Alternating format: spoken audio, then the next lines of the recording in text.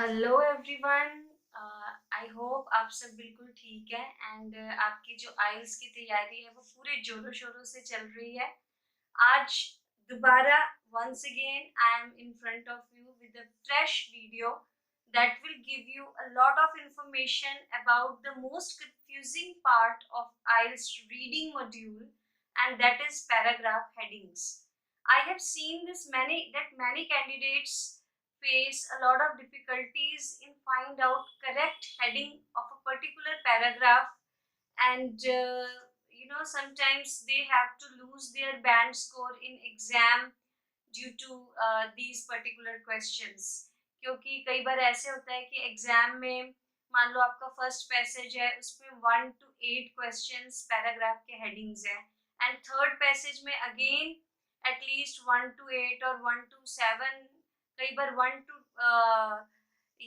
to 9 questions ऐसे होते हैं। तो टोटल अगर आप देखो तो 15-16 क्वेश्चंस जो रीडिंग मॉड्यूल में एग्जाम में आते हैं, they are about paragraph headings. तो आज के इस वीडियो में मैं आप सबको कुछ tips, techniques, do's and don'ts बताने जा रही हूँ कि आपको पैराग्राफ के हेडिंग्स अटेम्प्ट करने के लिए क्या करना चाहिए और क्या नहीं करना चाहिए। So let us start the discussion without wasting any time. So please listen to me carefully, okay? Now, suppose you get a booklet and the first 8 questions are your paragraph headings. What strategy will you follow to solve those questions? आप कौन सी strategies follow करोगे? तो there are some steps, some techniques, some tips. सबसे पहले मैं dos की बात करने जा रही हूँ। डूज मीन्स हमें क्या करना चाहिए। तो इसमें फर्स्ट पॉइंट जो है डूज में, that is read the paragraph. जब भी आप पैराग्राफ के हेडिंग कर रहे हैं, आपकी सबसे पहले ड्यूटी है कि आपने पैराग्राफ को रीड करना है। अब जो मैं आपको बात बताने जा रही हूँ वो बहुत ही इम्पोर्टेंट है।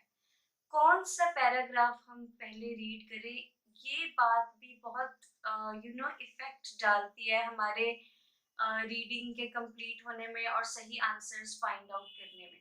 I always suggest my students कि वो हमेशा छोटे पैराग्राफ से स्टार्ट करें।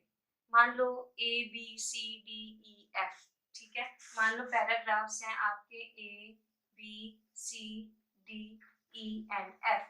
तो सपोज ए पैराग्राफ ये है, ये बी है, ये सी है, ये डी है, ओके, ई है and F. Suppose B paragraph जो है वो सबसे छोटा पैराग्राफ है। you should start with the smallest paragraph. Why? Because आपको ज्यादा कंटेंट पढ़ना नहीं पड़ेगा। कम कंटेंट पढ़ के आप एक हेडिंग फाइंड आउट कर लोगे, और लिस्ट ऑफ हेडिंग्स में जितनी हेडिंग है उसमें से एक हेडिंग कम हो जाएगी आपकी। तो आगे आने वाले पैराग्राफ्स के लिए आपको आसानी होगी, क्योंकि ऑप्शंस कम होंगी आपके पास चूज करने के लिए, आपको कंफ्यूज करने के लिए। ठीक है। अब आपने फर्स्ट स्टेप है रीड द पैराग्राफ। अब जब आप रीड कर रहे हैं पैराग्राफ, तो उसमें आपको किस बात का ध्यान रखना है? Understand the content. Understand the content का मतलब है कि आपका जो कंटेंट है वो किस बारे में है, ये समझना बहुत ज्यादा जरूरी होता है। कई बच्चे मैंने देखा है कि वो बिना कंटेंट को समझे वो सिर्फ वर्ड्स पे ध्यान देते हैं। तो अगर आप मेरे डोंट्स वाले पॉइंट देखें, तो इसमें जो सेकंड पॉइंट है वो है never match the words. Words को मैच नहीं करना आपने कभी भी पैराग्राफ के हेडिंग्स में, क्योंकि इतना इजी आईएलटीएस का क्वेश्चन पेपर सेट नहीं होता कि आप सिंपल वर्ड्स मैच करो और आपको हेडिंग का पता लग जाए। हेडिंग का मतलब होता है कि उस पैराग्राफ में बात किस बारे में हुई है, किस बारे में बात हुई है। ये हमें तभी समझ आता है जब हम कंटेंट को अच्छे तरीके से पढ़ के समझते हैं कि किस बारे में। मान लो एक पर्टिकुलर पैराग्राफ है, उसमें फ्यूचर से रिलेटेड बहुत सारी बातें की गई हैं, ओके, और उसमें एक वर्ड बीच में आ गया गवर्नमेंट पॉलिसीज, और यहाँ पे जो लिस्ट ऑफ हेडिंग्स थी उसमें भी वर्ड लिखा हुआ था government policies, okay, government policies. तो इसका मतलब ये नहीं है कि उस पैराग्राफ में गवर्नमेंट पॉलिसीज वर्ड आया तो हेडिंग गवर्नमेंट पॉलिसीज होगी। नो, उस पैराग्राफ में ओवरऑल किस बारे में बात की गई, पास्ट में क्या क्या हुआ, क्या क्या हुआ, तो उसकी हेडिंग कुछ इस तरीके से हो सकती है जैसे पास्ट एक्सपीरियंसेस या एक्सपीरियंसेस ऑफ बायगॉन एरा। अब आप सोचोगे कि बायगॉन एरा तो वर्ड है ही नहीं पैराग्राफ में, तो हमने वर्ड नहीं मैच करना, हमने कंटेंट को देखना है। तो जो सेकंड स्टेप है, जो second do of paragraph heading है, वो क्या है? Understand the content, what it is about, वो किस बारे में है। तो जब भी हमें किसी चीज के बारे में ये होता है किस बारे में, मतलब हमें पूरा वो पढ़ के और हमें ये सोचना है कि वो किस बारे में है। ठीक है, उसके बाद हमने पैराग्राफ पढ़ लिया, हमने पैराग्राफ के कंटेंट को भी समझा कि वो किस बारे में था। जो हमारा थर्ड स्टेप है वो है go to the list of headings. अब हम जाएंगे अपनी लिस्ट ऑफ हेडिंग्स में। ओके, यहाँ पर बहुत ही इम्पोर्टेंट पॉइंट जो कि बहुत सारे कैंडिडेट्स फॉलो नहीं करते और वो यूजुअली ये कंप्लेन करते हैं कि they always get confused with a number of headings, and when they read all the headings they forget the content। मेरे पास बहुत सारे बच्चे ऐसे आते हैं जो ये बोलते हैं कि मैम जब हम हेडिंग पैराग्राफ पढ़ के जब हम लिस्ट ऑफ हेडिंग्स की तरफ जाते हैं तो हम भूल ही जाते हैं हमने पैराग्राफ में क्या पढ़ा था। फिर हम दोबारा पैराग्राफ पढ़ते हैं, फिर दोबारा हेडिंग्स पढ़ते हैं, फिर दोबारा पैराग्राफ। तो आप देखो उससे कितना टाइम वेस्ट होता है। ठीक है, आपने बच्चे सारी हेडिंग्स इकट्ठे नहीं पढ़नी। What is my fourth point? Read them one by one.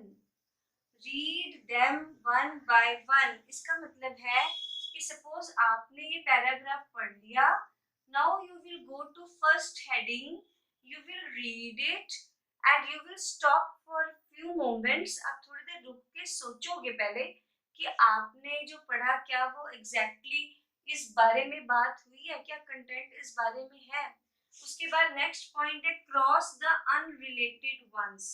Cross the unrelated ones का मतलब है कि जो आपके कंटेंट से मैच नहीं कर रही है heading.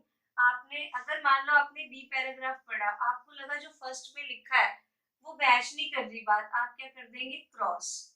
then you will read the second heading। okay, when you will read the second heading, then again stop for a moment and think कि क्या जो मैंने पढ़ा वो उससे रिलेटेड है। ठीक है, मतलब आपने सारी हेडिंग्स इकट्ठे नहीं पढ़नी, नहीं तो आप कंफ्यूज हो जाओगे। आपने एक हेडिंग पढ़नी है, फिर थोड़ा रुक के सोचना है कि आपने जो पढ़ा था वो क्या था।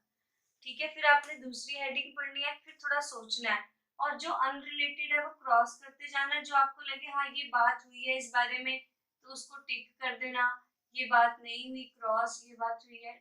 उसके बाद कई बार ऐसा होता है आप दो में कंफ्यूज हो जाते हो, तो उसके लिए ये होता है कि आप दोबारा एक बार अच्छे तरीके से पढ़ेंगे, आपको बिल्कुल क्लियर हो जाएगा। ठीक है, तो मैंने यहाँ पे लिखा भी हुआ है डोंट्स में कि never read all the headings at the same time. कभी भी सारी हेडिंग सेम टाइम पर आपने नहीं पढ़नी। ठीक है, तो ये पैराग्राफ हेडिंग्स की स्ट्रेटजीज थी। हमेशा छोटे पैराग्राफ से आप शुरू करें ताकि आपका एक पैराग्राफ इधर से क्वेश्चन भी कंप्लीट हो जाए, एक हेडिंग भी कट हो जाएगी। ठीक है, उसके बाद आपने जब पैराग्राफ पढ़ते हैं उसको अच्छे तरीके से समझना है एंड फिर आपने लिस्ट ऑफ हेडिंग्स की तरफ जाना है एंड वहां पर वन बाय वन आप हेडिंग एक पढ़ोगे, फिर दो दो सेकंड कुछ सेकंड रुक के आप सोचोगे कि क्या आपने जो पढ़ा था ये वही बात है।